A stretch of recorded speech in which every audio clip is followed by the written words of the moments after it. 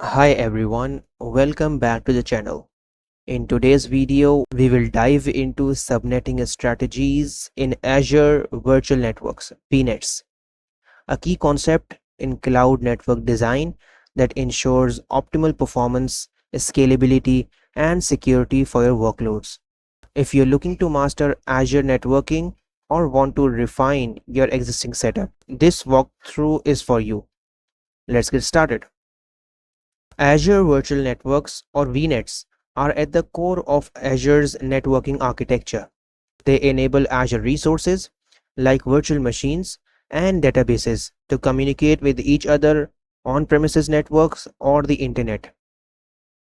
But within these VNets, subnets play a crucial role by providing network segmentation. Essentially, subnets allows us to divide the VNet into smaller logical segments, isolating different workloads for better organization, performance optimization, and security. For instance, you could create separate subnets for the web tier, application tier, and data tier. In multi-tier application, subnetting isn't just about breaking your network into parts.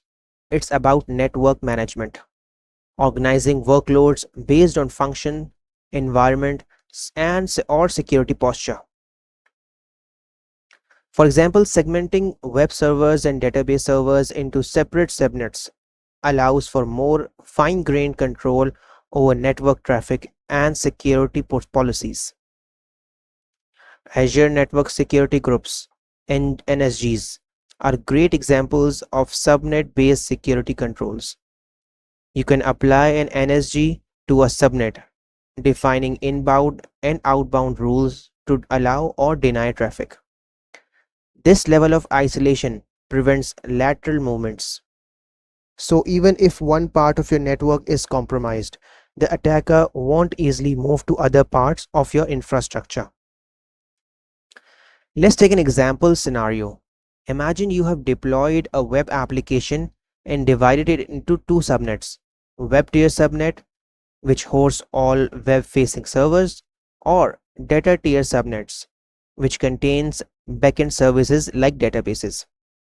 To ensure optimal security and control over network flow, you can apply different NSGs to each subnet. On the web tier, you might allow inbound traffic from the internet but restrict traffic to only port 80 HTTP or 443, which is HTTPS. For the data tier subnet, you can limit traffic to only allow connections from the web tier on specific ports like port 1433 for SQL Server. Additionally, to direct traffic more securely and efficiently between these subnets, you can use Azure route tables. These routes can direct inter-subnet traffic through a network virtual appliance (NVA) for traffic inspection and or logging. One of the most important aspects of subnetting is correctly assigning IP ranges to avoid overlap. Every subnet in Azure must have a unique address range.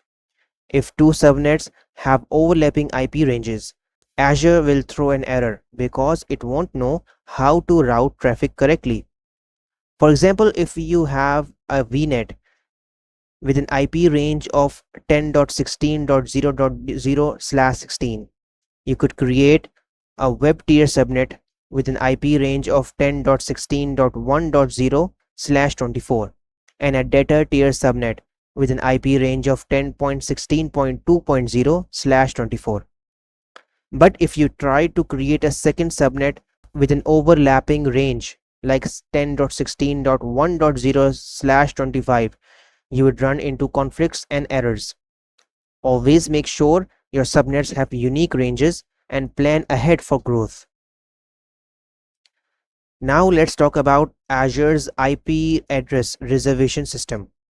When you create a subnet in Azure, the first and last IP addresses of the subnets are reserved for system use. Additionally, Azure reserves a few other addresses for things like the default gateway. So if we create a /29 subnet, You will only have 3 usable IP addresses after system reservations. For IPv6, Azure uses /64 prefix in line with IETF standards. This provides ample room for auto-configuration of IP addresses. Any attempt to use a larger prefix will result in an error. When designing your subnet strategy, you must plan for scalability. Avoid using up all the available IP space upfront, as this could limit your ability to expand later. For example, leave room within your VNet for scaling services like Azure Virtual Machine Scale Sets (VMSS), which dynamically scale resources based on demand. One crucial tip here: changing the address range of an existing subnet is highly disruptive. You would need to remove all deployed resources from the subnet to make any changes, which could lead to downtime. So always plan your subnet architecture with future growth in mind. Subnetting in Azure Virtual Network isn't just a technical requirement. It's a strategy for optimizing your network's security performance and scalability.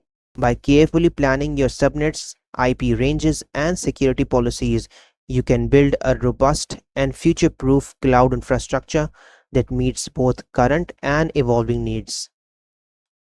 If you found this walkthrough helpful, don't forget to like this video and subscribe to the channel for more deep dives into cloud architectures and best practices. Thanks for watching, and as always, keep optimizing your cloud architectures.